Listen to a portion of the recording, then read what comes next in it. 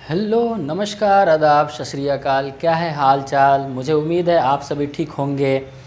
तो मैं एक बात बताना चाहता हूँ कि पिछले लेक्चर में हमने 5 लेक्चर डाले हैं जो कि अनफेस है और वो क्वाड्रेटिक इक्वेशन से है, क्लास 10th में पूछा जाता है ना। आज की लेक्चर जो होगी वो नेचर ऑफ रूट्स के बारे में होगी। आज मैं इसमें जो कुछ भी बताऊंगा, जो भी बोलूँगा वो स्टडी से ही रिलेटेड होगी। लेकिन शुरुआत करते हैं कुछ अच्छे चीज़ों के साथ।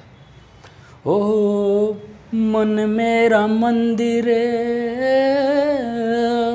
शिव मेरी पूजा, शिव से बड़ा नहीं कोई दूजा।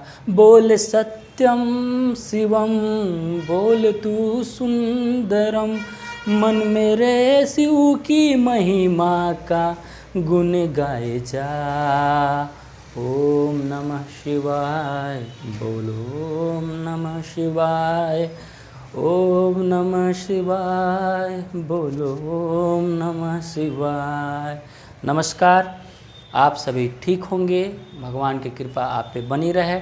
आज चलते हैं हम लोग नेचर ऑफ रूट्स के बारे में पढ़ते। तो सबसे पहले एक कैरेक्टर क्या आता है कि देखिए, इंसान में भी निगेटिविटी होती है, पॉजिटिविटी होती है। कुछ बंदा ऐसा होता है जिनको कुछ भी कहो आप, वो फ़र्क नहीं पड़ता है, वो एक अलग ही दुनिया में जीते हैं, वो एक न्यूट्रल वर्ल्ड में ही जीते हैं, उनको कोई फ़र्क नहीं पड़ता है। तो इंसानों के भी नेचर्स होते हैं, प्रकृति होती है ना।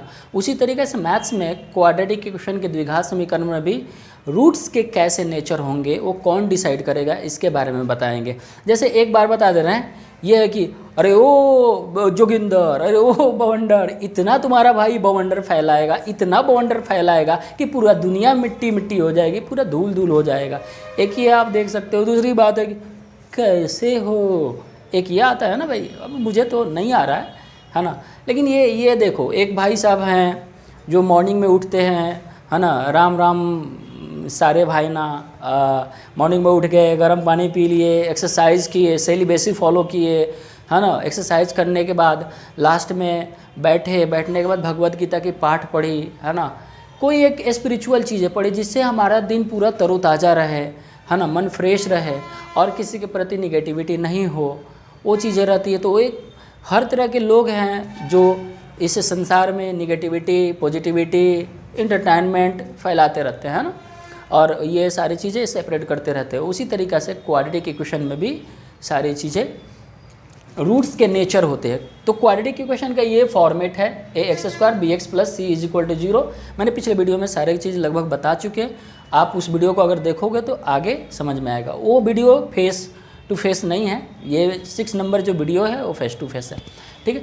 तो नेचर्स ऑफ रूट्स में क्वाड्रेटिक इक्वेशन का ये फॉर्मेट होगा, जहाँ पे मेरा क्वाड्रेटिक इक्वेशन होने के लिए x² का कॉफिशिएंट जो होगा ये मेरा 0 के बराबर नहीं होना चाहिए, ये वाला, ठीक है।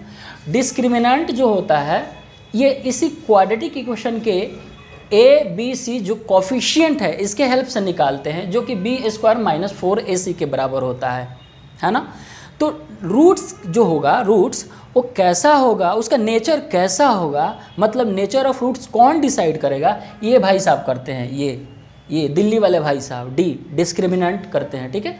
क्वाड्रेटिक इक्वेशन के आप सभी जानते हैं 2 रूट्स होते हैं। अगर नहीं जानते हैं तो आप जानो 2 रूट्स होते हैं। रूट्स कैसे 2 रूट्स होते हैं? क्योंकि इस क्वाड्रेटिक इक्वेशन में आप देखोगे ना तो x² का जो कॉफिशिएंट है वो मैक्सिमम 2 है तो 2 ही रूट्स होंगे। अगर 4 रहते तो फिर रूट्स 4 होते, ठीक है। तो यहाँ पे 2 रूट्स हैं, मैंने माना एक अल्फ़ा, दूसरा माना बीटा, ठीक है। अब पहली कंडीशन कि d यदि मेरा पॉजिटिव हुआ तो, ठीक है, d मेरा पॉजिटिव हुआ तो रूट्स मेरा जो होगा वो रियल होगा और अनइक्वल होगा। और अगर रूट्स अल्फ़ा और बीटा ये अगर रियल और अनइक्वल होगा तो रूट्स मेरा पॉजिटिव होगा, मतलब एक दूसरे के वाइस वर्सा। d पॉजिटिव तो रूट्स मेरा रियल और अनइक्वल, और रूट्स मेरा रियल और अनइक्वल तो d मेरा पॉजिटिव होगा। देखिए रूट्स क्या होता है ना, रूट्स दिए गए इक्वेशन के वेरिएबल को डालने के बाद, दिए गए इक्वेशन में वेरिएबल के जगह रूट्स को जब हम डालते हैं तो LHS = RHS हो जाता है, मतलब उसको सेटिस्फाई करता है। अब दूसरा नंबर देखिए, d = 0, तो d इज इक्वल टू 0 पे क्या होगा, रूट्स मेरा रियल होगा और इक्वल होगा। अगर रूट्स मेरा रियल और इक्वल कहीं पे दिया है तो उसका d मेरा जो होगा वो क्या होगा, 0 होगा। d पहले ही मैंने बता दिया b² माइनस 4ac के बराबर होता है। अगर d मेरा निगेटिव हो गया तो रूट्स मेरा रियल नहीं होगा, वो इमेजनरी होगा।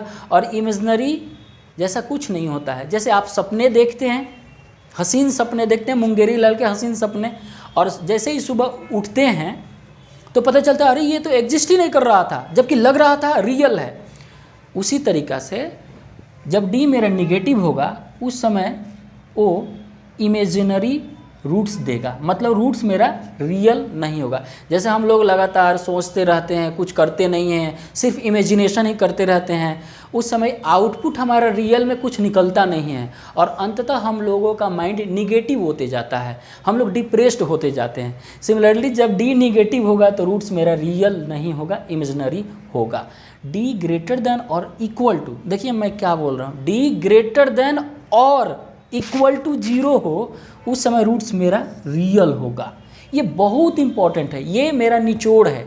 अब थोड़ा रुकिए, थोड़ा सा ठहरिए, इसका एक्सप्लेनेशन तो जानिए। अरे रुकिए ना, मज़ा आएगा। एक्सप्लेनेशन आप जानिए कि आखिर ये हो कैसे रहा है ना। क्यों d मेरा पॉजिटिव हो रहा है तो रूट्स मेरा रियल आ रहा है, अनइक्वल आ रहा है। d मेरा 0 हो रहा है तो रियल इक्वल आ रहा है। और यहाँ पे सिर्फ डायरेक्ट क्या क्यों रियल आ गया है, इमेजनरी यहाँ पे क्या होता है। तो इससे पहले मैं कुछ एक बात बताऊँगा, ठीक है। इसको मिटा देते हैं। देखिए यहाँ पे स्क्वायर रूट के अंदर जब मेरा कुछ होता है ना तो स्क्वायर रूट हमेशा या तो पॉजिटिव चीज़ें देगी या नहीं तो 0 देगी। क्या देगी, पॉजिटिव चीज़ें देगी, नहीं तो 0 देगी। अब मैं एग्जांपल लिया हूँ, मान लीजिए कि स्क्वायर रूट के अंदर 4 है तो इसका स्क्वायर रूट क्या आता है, 2 आता है। और स्क्वायर रूट के अंदर अगर 0 है तो ये 0 आएगा, ये 0 आएगा, ठीक है। अब देखिए स्क्वायर रूट के अंदर अगर माइनस आ गई तो ये आप ऐसे ब्रेक कर लीजिए, -1 × 4। और यहाँ पे फिर से आप जानते होंगे, है ना, जब सर्ट्स एंड इंडाइसेस पढ़े होंगे तो उसमें आप जानते होंगे इसको ब्रेक करना। ये -1 हो जाएगा और × 4 हो जाएगा। तो ये जो होता है ना, ये वाला पोर्शन स्क्वायर रूट में -1, ये इमेजनरी वर्ल्ड दे देता है ना। इमेजनरी वर्ल्ड में आपको लेके चला जाएगा मैथमेटिकली, है ना, इमेजनरी। तो ये 2 × I हो गया। ये मेरा रूट्स जो है ये रियल, ये सॉरी रूट्स नहीं, ये जो आया ना -4 का स्क्वायर रूट करके, ये मेरे इमेजनरी आया, ये रियल नहीं है। जबकि ये सारे क्या हैं, रियल्स हैं। मुझे उम्मीद है आप समझ गए होंगे। अब चलते हैं पहला नंबर एक्सप्लेनेशन पे, है ना। अब आते हैं, देखिए क्वाड्रेटिक इक्वेशन का ये फॉर्म है, 2 रूट होगा, अल्फ़ा और बीटा। अल्फ़ा में हमने पहले लिया -b प्लस √d/2a। तो पहला मेरा केस क्या था कि d अगर पॉजिटिव हो तो, है ना, d मेरा पॉजिटिव होगा तो चूंकि मैंने पहले ही आपको दिखाया था कि स्क्वायर रूट के अंदर अगर कोई पॉजिटिव नंबर आता है तो वो बाहर निकल के भी पॉजिटिव ही आ जाता है। तो ये अपना जो 2 है ना वो रियल नंबर का है, रियल नंबर से बिलोंग करता है। तो d जब मेरा पॉजिटिव होगा तो अल्फ़ा बराबर -b, और ये क्या देगा, एक पॉजिटिव नंबर निकल के आएगा। यहाँ पे क्या आएगा, ये पॉजिटिव नंबर निकल के आएगा /2a। सिंस जानते हैं, मैंने पहले ही बता दिया है कि a मेरा रियल है, b भी रियल नंबर है और c भी रियल नंबर है। तो भाई साहब ये रियल नंबर, ये रियल नंबर, नीचे भी रियल, तो अल्फ़ा मेरा क्या आएगा, क्या आएगा बाबू, बोलो ना, है ना, रियल आएगा। अब बीटा के भी केस में यही होगा। देखिए बीटा बराबर क्या हो जाता है, तो -b -√d/2a। रियल नंबर का आप यदि एडिशन सब्ट्रैक्शन करते हैं तो वो रियल नंबर ही आएगा। अब सिंस ये भी रियल हो गया, है ना, ऊपर वाला भी ये रियल हो गया और ये भी रियल है और नीचे वाला 2 टाइम्स ये भी रियल है, तो फाइनली सेकेंड रूट भी मेरा क्या आ गया, रियल ही आ गया, ठीक है। अब हम ये बताना चाहते हैं आपको कि ये आखिर मैंने जब बोला था कि d जब पॉजिटिव होगा तो रूट्स मेरा रियल होगा और अनइक्वल होगा, तो हमने रियल तो साबित कर दिया। अब अनइक्वल कैसे होगा, अनइक्वल कैसे होगा, चलिए देखते हैं एक बार। ले लेते हैं क्या, डिफरेंस ले लेते हैं। देखिए किसी भी चीज़ को कंपैरिजन करने का मात्र 3 तरीका, क्या, कोई भी चीज़ या तो बड़ा होगा किसी से, या नहीं तो छोटा होगा, नहीं तो बराबर होगा, यही ना। तो हम डिफरेंस निकालना चाहते हैं, क्योंकि बोला है अनइक्वल है, अनइक्वल है तो भाई डिफरेंस कुछ ना कुछ निकल के आना चाहिए। तो चलिए ना देखते हैं यहाँ पे कि डिफरेंस निकल के कुछ आ रहा है कि नहीं आ रहा है। भाई अल्फ़ा कितना है जी, तो -b अब plus √d divided by 2a। अब बीटा कितना है बाबू, beta -b minus √d divided by 2a। और ये हो गया हमारा, इसको कैलकुलेट कीजिए आप, -b प्लस √d। आई देखिए माइनस माइनस, सिंस आप एलसीएम लीजिएगा तो 2a नीचे ही आएगा, कंप्लीटली एलसीएम 2a आएगा, है ना। तो minus minus plus b, minus minus plus √d divided by क्या, 2a, -b plus b cancel, 1√d कितना √d, 2√d divided by 2a, cancel हो गया, कैंसिल हो गया। बाबू यहाँ से एक और चीज़ निकल के आ गया कि 2 रूट का डिफरेंस, 2 रूट का जो डिफरेंस आता है ना, रूट्स का डिफरेंस वो √d/2a आता है, नहीं 2a नहीं, √d/a आता है। अब बाबू आप समझ जाओ, ये भी एक फार्मूला का काम करता है। हमने देखा कि अंतर कुछ ना कुछ निकल के आ रहा है। अब मान लीजिए हम में और आप में कोई अंतर नहीं है, 2 रुपये और 2 रुपये में तो कोई अंतर नहीं है, इसलिए 2 - 2 क्या होगा, 0। लेकिन मैं बोल रहा हूँ 3 रुपये और 2 रुपये में कितना का अंतर है बाबू, तो 1 है। तो 3 - 2, तो 3 - 2 में 1 तो आया ना। उसी तरीके से अल्फ़ा माइनस बीटा किए तो √d/a आया, कुछ ना कुछ आ गया, 0 अंतर नहीं आया। मतलब रूट्स मेरा क्या है, अनइक्वल है। ये साबित कर रहा है कि रूट्स जो है मेरा, रूट्स आर अनइक्वल। अब पहला बात आप लोगों ने समझ गया कि मेरा d जब भी पॉजिटिव होगा तो 2 चीज़ें आएगी, रूट्स रियल आएगा और क्या आएगा बेटा, अनइक्वल आएगा। बात समझ में आई होगी, ठीक है। अगर कोई भी डाउट हो रहा है तो आप कमेंट बॉक्स में ज़रूर पूछिए, ठीक है। अगले पॉइंट पे चलते हैं, और मुझे उम्मीद है कि आप अगले पॉइंट को बता लेंगे कि d जब मेरा 0 होगा तो रूट्स मेरा इक्वल कैसे आएगा। d के जगह पे आप 0 पुट कीजिएगा, ठीक है, ठीक। d के जगह पे आप 0 पुट कीजिएगा तो देखिएगा कि यहाँ पे ये वाला 0 तो -b/2a आ गया। अब बीटा के जगह पे भी आप अगर बेटा पुट करते हैं d 0 तो -b डिवाइडेड बाई 2a, क्योंकि ये पोर्शन तो 0 ही है, तो ये ऐसे आ जाएगा। चलिए एक बार इसको मिटा देते हैं और दिखाते हैं हम आपको, है ना। थोड़ा सा अल्फ़ा = देखो बेटा, सेकेंड नंबर यदि d मेरा 0 होता है तो रूट्स क्या आएगा, okay, -b plus √d divided by 2a। अब d को हम 0 पुट करते हैं तो -b/2a, और सिंस आप पहले से जानते हैं कि b और a मेरा दोनों रियल है ना। अब बीटा निकाल के देख लेते हैं, बीटा निकालते हैं तो -b minus √d divided by 2a, फिर से d मेरा 0 पुट करेंगे तो ये मेरा -b/2a ही आएगा।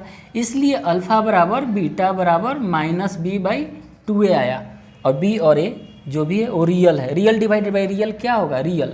इसीलिए मैं बोलता हूँ कि जब भी मेरा d = 0 होगा, रूट्स मेरा रियल होगा एंड इक्वल होगा, और अगर रूट मेरा इक्वल है तो d मेरा 0 होगा। बाय डिफ़ॉल्ट अगर रियल नहीं भी दे रहा है तो इक्वल होगा मेरा रूट्स, तो d मेरा 0 होता है, ठीक है। ये बातें आप समझ गए होंगे। हमने solution of a quadratic equation by completing the square method से बताया था, उसका ही थोड़ा सा उपयोग करके ये हम बताना चाहते हैं कि जब d मेरा निगेटिव हो जाएगा तो रूट्स रियल क्यों नहीं आता है, रूट्स रियल क्यों नहीं आता है ना। ये चीज़ें हम लोगों को देखना है। तो अब बाबू सबसे पहले क्वाड्रेटिक इक्वेशन ले लेते हैं, ax² + bx + c = 0, ठीक है। a को कॉमन निकालने तो आता है, a निकालेंगे तो ये b/a × x और प्लस c/a = 0 होगा। पहले ही मैंने बताया कि क्वाड्रेटिक इक्वेशन होने के लिए a मेरा कभी 0 नहीं होगा, तो ये इधर डिवाइड कर दीजिए, बच गया मेरा x² divided by b divided by a, b divided by a × x plus c/a = 0/a। ये हो गया। आगे बढ़ते हैं हम। अब क्या करते हैं, मुझे तोड़ना है इसको इस तरीके से कि a² + 2ab + b² के फॉर्मेट में टूट जाए।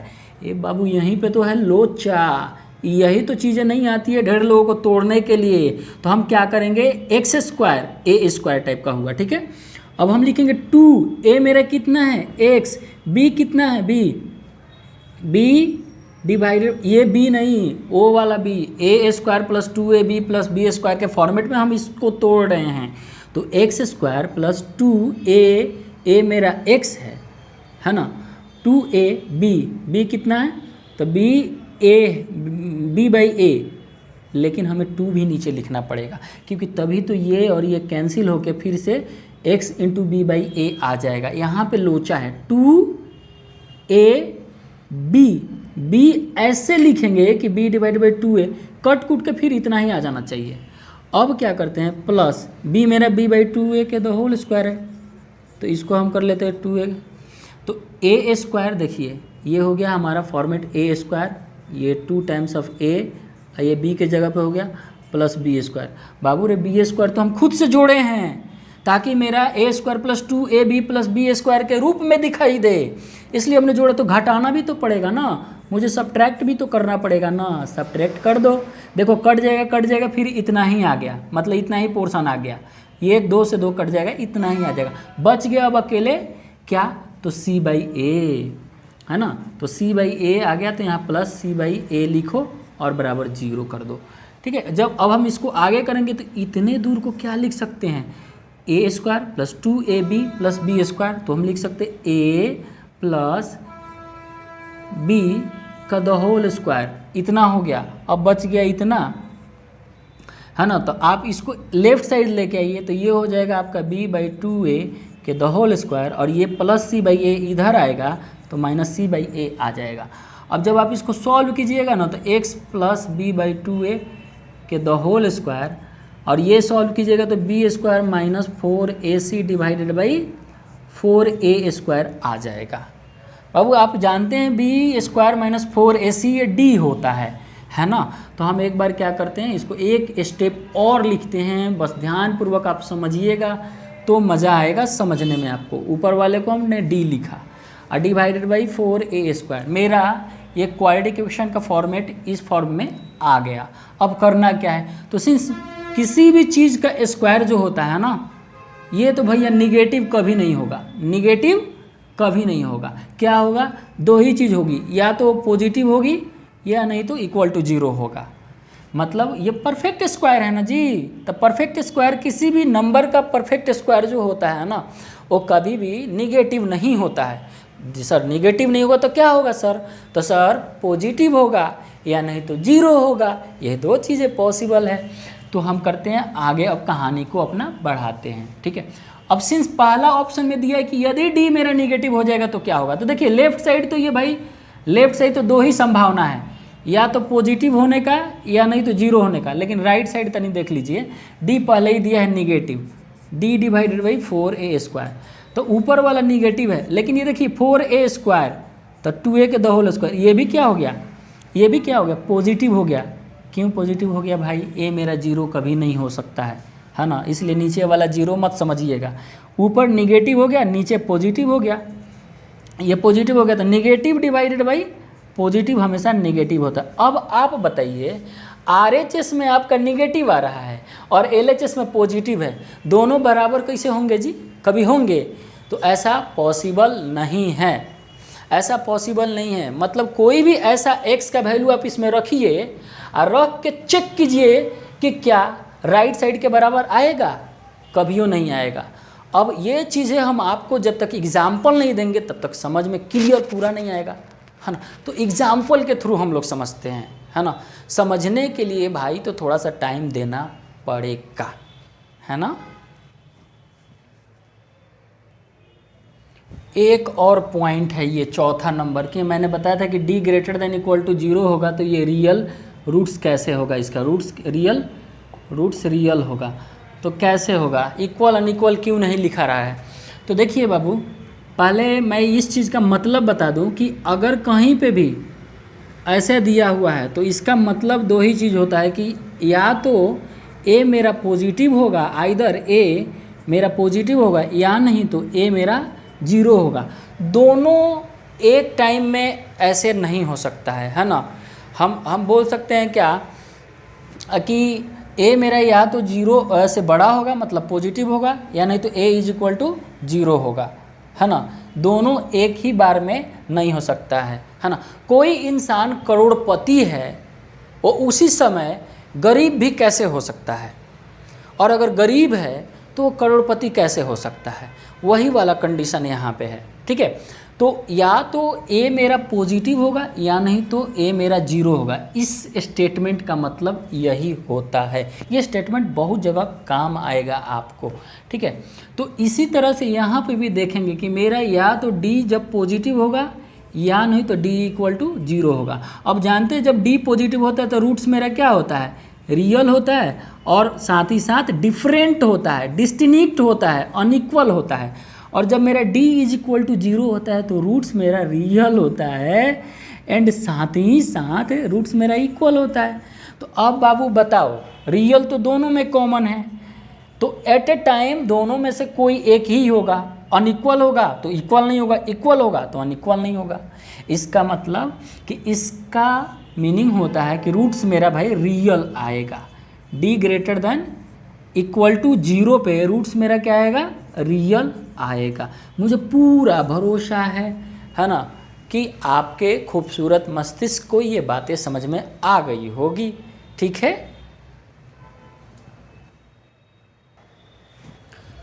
अब यहाँ पे थोड़ा सा देख लीजिए, ठीक है। यहाँ पे देखिएगा तो हमें क्या पूछा जा रहा है पता है कि डी आप बताइए कि रूट्स इसका कैसा होगा। इसका रूट्स, इस क्वाड्रेटिक इक्वेशन का रूट्स कैसा होगा, तो आप कैसे बताइएगा। तो सबसे पहले आपको डी चेक करना पड़ेगा। क्या चेक करना पड़ेगा बाबू, तो सबसे पहले डी चेक कीजिए फटाफट चेक कीजिए। देखिए यहाँ पे एक्स स्क्वायर का वैल्यू क्या है बाबू 1, बी मेरा कितना है -7, और सी मेरा कितना है 12। सी मेरा कितना है 12। तो ये मेरा हो गया ए, ये मेरा हो गया बी, और ये हो गया मेरा सी। अब देखते हैं हम डी निकाल के, डी कैसा आ रहा है। तो बी स्क्वायर -4ac होता है। बी के जगह पे अपन क्या पुट करेगा बेड़ू, पुट करेगा -7 का द होल स्क्वायर। 4 ए मेरा 1 है, सी मेरा 12 है, ये तो हो जाएगा 49, ये हो जाएगा 48 इज इक्वल टू 1 आया। डी मेरा क्या आया बाबू 1 आया। 1 क्या होता है, पॉजिटिव नंबर कि नेगेटिव नंबर, तो डी मेरा पॉजिटिव आया भाई। तो रूट्स मेरा कैसा होगा, रियल होगा एंड अनइक्वल होगा। डी मेरा आया पॉजिटिव, इसीलिए रूट्स होगा मेरा क्या, रियल एंड अनइक्वल, ठीक है। रियल होगा एंड अनइक्वल आएगा रूट्स मेरा। चलिए तो रूट्स निकाल के दिखा दें, चलिए दिखाते हैं। श्रीधराचार्य मेथड से भी निकाल देते हैं ना, अपना वो मैथमेटिशियन थे भारत के प्राचीन मैथमेटिशियन, ठीक है। 1025 के करीब करीब उन्होंने एक फार्मूला दिया था, यही वाला जो हम लोग बार बार लिखते हैं कि अल्फा बराबर -b plus minus √d divided by 2ac, है ना। इसमें अल्फ़ा बीटा दोनों हमने लिख दिया है, अल्फ़ा और बीटा दोनों लिख दिया है। बी के जगह कितना पुट करें बाबू, माइनस पहले से ही है, अब बी का वैल्यू -7 है, प्लस माइनस √d, डी कितना आया 1 आया। ओके पुट करो 1, शूट करो क्वेश्चन को खटाखट। ए इज इक्वल टू भाई मेरे 1 है यहाँ पे, तो minus minus plus 7 plus minus 1 divided by 2। एक आएगा 7 + 1 डिवाइडेड बाई 2 और दूसरा आएगा 7 - 1 डिवाइडेड बाई 2, मतलब 8 डिवाइडेड बाई 4, 8 डिवाइडेड बाई 2 मतलब 4, और 6/2 मतलब 3। तो ये मेरे देखो ना बाबू रूट्स रियल नंबर है कि नहीं है, और दोनों क्या एक ही जैसा है, क्या इक्वल है, क्या नहीं है। तो रियल और अनइक्वल है। कब आया ऐसा, जब डी मेरा पॉजिटिव था तब। मुझे उम्मीद है आप समझ गए होंगे। अब दूसरी बात कि हम आपको एक ऐसा कि डी निगेटिव वाले एक क्वेश्चन को हम करा रहे हैं, ठीक है। ये सेकंड क्वेश्चन है, ठीक है। थोड़ा अगल बगल रोड है यार, आते रहती है गाड़ी, जाते रहती है, थोड़ा सा वो साउंड है, नॉइजी है, मुझे भी परेशानी है ना, लेकिन कोई दिक्कत नहीं। मुझे उम्मीद है आपको साउंड जो आवाज़ है, स्वर अच्छी सुनाई दे रही होगी। अब देखते हैं हम इसका सॉल्यूशन निकालते हैं। सॉल्यूशन निकालेंगे, आखिर चेक क्या करना है सर, चेक ये करना बाबू, ये बताना है कि आखिर इसका रूट क्या आएगा, किस नेचर का आएगा रूट्स, है ना, रियल आएगा कि अनइक्वल आएगा, कि इक्वल आएगा, कि इमेजनरी आएगा। इसका मतलब कि रियल नहीं आएगा। कैसे आएगा, कौन डिसाइड करेगा, डी डिसाइड करेगा। तो सबसे पहले हमें डी निकालना होगा। तो इसके लिए ए मेरा 1 है, बी मेरा भी 1 है, सी बराबर भी 1 है, बी स्क्वायर 1 स्क्वायर -4 ए सी। अब ये हुआ 1, ये -4, भाई मेरे डी आ गया निगेटिव। क्या आया, डी निगेटिव आया। डी निगेटिव आते ही रूट्स कैसा आएगा, रूट्स मेरा आएगा इमेजनरी, मतलब रूट्स मेरा रियल नंबर से तो नहीं आएगा पक्का। तो चलिए देखते हैं कि कैसे वो आ रहा है कि नहीं आ रहा है, रियल आ रहा है कि इमेजनरी आ रहा है, चेक करते हैं। तो हमने लिया अल्फ़ा या बीटा निकालने का फार्मूला मेरा आता है -b ± √d डिवाइडेड बाई 2। मैं बार बार लिख दे रहा हूँ ताकि आपको याद होते रहे, क्योंकि चीज़ें बार बार प्रैक्टिस करने से ही आती है। माइनस पहले से ये b मेरा कितना है 1 है, प्लस माइनस d मेरा कितना है निगेटिव है, डिवाइडेड बाई 2 a मेरा कितना है 1 है। अब इसको आगे हम सॉल्व करते हैं तो आ जाएगा -1 प्लस माइनस, ए बाबू हम उस समय बताए थे कुछ क्या, कि ये कितना आ जाएगा 4। तो ये मैंने बोला था ना -1 इंटू 4 ये इमेजनरी आता था, इंटू 2 आता था। तो उसी तरीके से देखिए 3 तो बाहर निकलेगा नहीं, तो -1 into √3 divided by 2 into 1 -1 plus minus इसका वैल्यू मैंने बोला था ऐसा कुछ डिवाइडेड बाई 2। अब -1 प्लस माइनस √3 इंटू आयोटा, इसको बोलते हैं आयोटा इमेजनरी मतलब इमेजनरी वर्ल्ड का ये होता है, ठीक है। तो आयोटा इज इक्वल टू कितना होता है भाई, आयोटा बराबर √ में -1 होता है, ये होता है। तो अब जैसे ही आयोटा आ जाएगा ना, समझ जाइए कि वो रूट्स उसका रियल नहीं आया। तो एक रूट क्या होगा, एक रूट होगा -1 प्लस इमेजनरी √3 डिवाइडेड बाई 2। अरे इधर या उधर लिखें आयोटा कोई फ़र्क नहीं पड़ता, क्योंकि a इंटू बी या b into a commutative law को फॉलो करता है। और दूसरा क्या आ गया बीटा मेरा कितना आएगा -1 माइनस आयोटा √3 डिवाइडेड बाई 2। ये दोनों के दोनों इमेजनरी नंबर है, रियल नंबर नहीं है। इसलिए आपने देखा कि जब भी डी मेरा नेगेटिव हुआ, जैसे ही डी नेगेटिव हुआ बंदा इमेजनरी वर्ल्ड में गया। इमेजनरी वर्ल्ड का नंबर आ रहा है, इसका मतलब आप समझो डी नेगेटिव है ना। क्योंकि आप जैसे जैसे ज़्यादा हसीन सपने देखेंगे, ज़्यादा कुछ सोचेंगे, है ना, करेंगे कुछ नहीं, तो फिर आप धीरे धीरे डिप्रेशन में मनुष्य चला जाता है ना। और वो भी सही डायरेक्शन में, किसी एक चीज़ को चूज करके ही करना पड़ेगा, है ना। ये नहीं कि 10 जगह अगर हम कहा जाता है ना कि 2 टांग पे चढ़ना इसके बाद मरना, वो वाला कंडीशन हो जाता है, ठीक है। अब आपके सामने कुछ इम्पॉर्टेंट इनक्वालिटी है। अब देखिए भाई, इनक्वालिटी को पढ़ना ज़रूरी है ना, क्योंकि इसके आधार पे CBSE में क्वेश्चन पूछा गया है, और आपके तो कॉम्पिटिटिव एग्ज़ाम में भी क्वेश्चन आगे चल के पूछा जाएगा, क्योंकि ये जो इनक्वालिटी है ना काम आने वाला है। अब देखिए क्या होता है कि बहुत लोगों को जैसे ही थोड़ा सा टफ चीज़ें दिखाई देती है ना, छोड़ के भाग जाते हैं, छोड़ देते, वो काम नहीं करते हैं। ह्यूमन बीइंग का नेचर ये है कि जब भी कोई चीज़ टफ लगेगा ना, दिमाग उसको करने के लिए मन नहीं करता है, अलाउ नहीं करता है, सोचता है अरे मज़े करे, हल्का हल्का छोटा छोटा चीज़ काम करे, उसमें मज़ा आता है, लोग आती है, ठीक है। लेकिन देखिए किसी भी चीज़ को जब कीजिएगा ना और वो नया होगा ना आपको, और इंटरेस्ट आ रहा होगा, तो आपको मज़ा आएगा, ठीक है। और लेकिन कुछ कुछ चीज़ें होती है जो करना पड़ता है, चाहे आपका मन हो या ना हो, और वही चीज़ आपको करते करते करते करते जब इंटरेस्ट आने लगता है, तो वो उसको बोलते हैं इंटरेस्ट जग गया। और जब इंटरेस्ट जग जाता है तो आप जब समस्या आएगा ना, उसको हंसते हंसते गले लगा के उसके साथ आप खेल के आगे निकल जाओगे, बाजी मारते हुए आगे निकल जाएगा। तो उसी को तो बाजीगर बोलते हैं, है ना। बाजीगर मैं बाजीगर बनना आसान थोड़ी है, मेहनत करना पड़ता है उसके लिए। तो देखिए एक इनइक्वालिटी है, x minus alpha into x minus beta negative है, मतलब लेस देन 0 है, 0 से छोटा निगेटिव नंबर आता है। तो उस समय x का जो सॉल्यूशन आएगा ना, अल्फ़ा से लेके बीटा के बीच में आएगा। इसका मतलब अगर आप रियल लाइन पे प्लॉट करते हैं ना, मान लीजिए अल्फ़ा हमने क्या दिया है, छोटा है, किससे, बीटा से, तो यहाँ अल्फ़ा आएगा अब बीटा आएगा, क्योंकि रियल लाइन नंबर पे नंबर जो होता है ना लेफ्ट साइड से राइट साइड में बढ़ता है, लेफ्ट साइड से राइट साइड में बढ़ता है, तो इधर से इधर नंबर बढ़ता है। तो अल्फ़ा मेरा छोटा है, बीटा मेरा, इसके बीच में जो होगा ना एक्स का वैल्यू होगा, ये एक्स का वैल्यू अल्फ़ा और बीटा के बीच में ये सारा नंबर होगा। ठीक, एक एग्जाम्पल है, मान लीजिए कि x - 2 इंटू एक्स - 3 जीरो है, लेस देन जीरो है, निगेटिव है ना। तो आप x का वैल्यू कैसे लिखिएगा, छोटा से बड़ा के तरफ। छोटा इसमें कौन है बाबू, 2 है, साइन अभी नहीं लेंगे, 2 है और ये 3 है, तो 2 से लेके 3 के बीच में। अगर यहीं पे ऐसे दे दिया होता x + 2 से लेके x - 3 के बीच में निगेटिव, तो आप पहले इसको ऐसे लिखिए, x minus of 2 and x - 3 negative. अब आप क्या कर सकते हैं, अब आप बताइए कि इसमें से कौन बड़ा है। तो आप अगर देख रहे हैं तो 3 है, साइन को मत देखिए, साइन को यहाँ पे भी माइनस है, यहाँ पे भी, इसको छोड़ के देखिए, ये देखिए ये 3 हुआ और ये -2 है, ये 3 है, ये -2 है, कौन छोटा है इसमें, -2 है। तो छोटा से लेके x का वैल्यू बड़ा के बीच में होगा।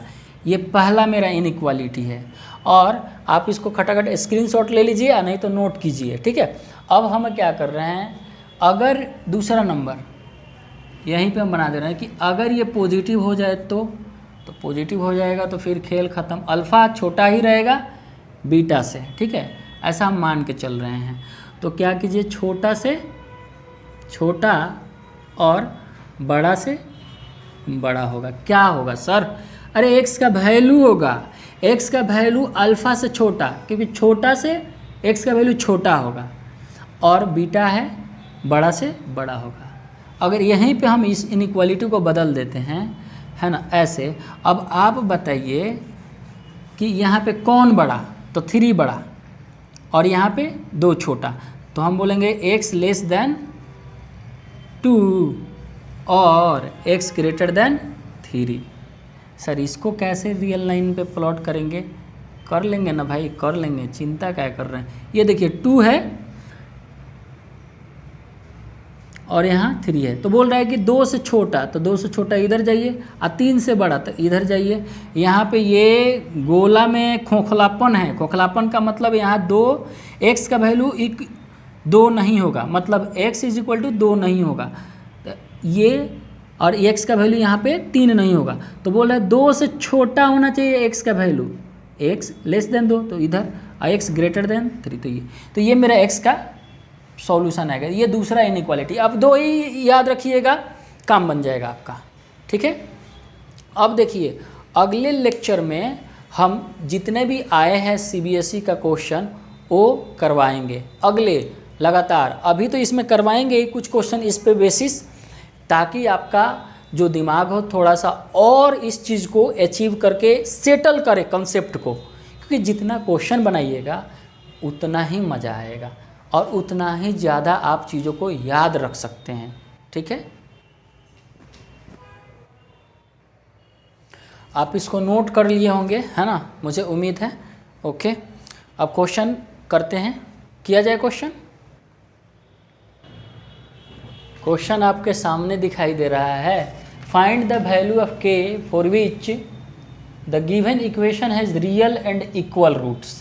क्या होना चाहिए, रियल एंड इक्वल रूट्स। तो बताइए ना, रियल एंड इक्वल रूट्स कब होता है, रियल एंड इक्वल रूट जब d = 0 होता है तब होता है। और एक और बात हमने बताया था कि कोई भी क्वाड्रेटिक इक्वेशन होगा उसका x² का कोफिशिएंट कभी भी 0 नहीं होना चाहिए। क्या समझे,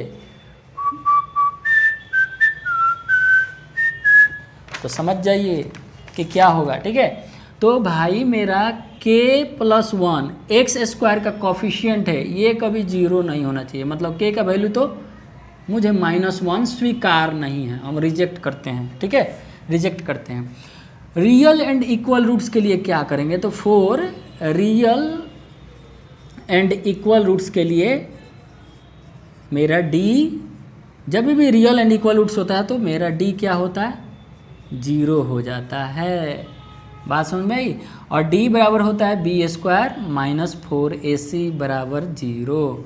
अब देखिए b यहाँ पे कितना है बाबू मेरे, है ना, b जो मेरा है वो है, देखिए यहाँ a और b डिसाइड कर लेना ज़रूरी है, नहीं तो बहुत लोगों को हो सकता है कि प्रॉब्लम हो, तो प्रॉब्लम नहीं होना चाहिए। b जो होगा मेरा x का कोफिशिएंट, सीधे -2 इंटू k -1 है, और c मेरा 1 है ना।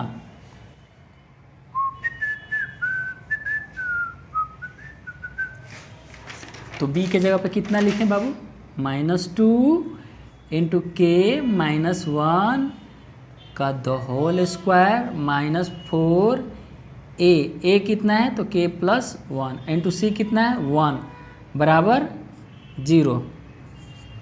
अब इसी को तो आगे सॉल्व कर लेना है ना, सॉल्व करते हैं।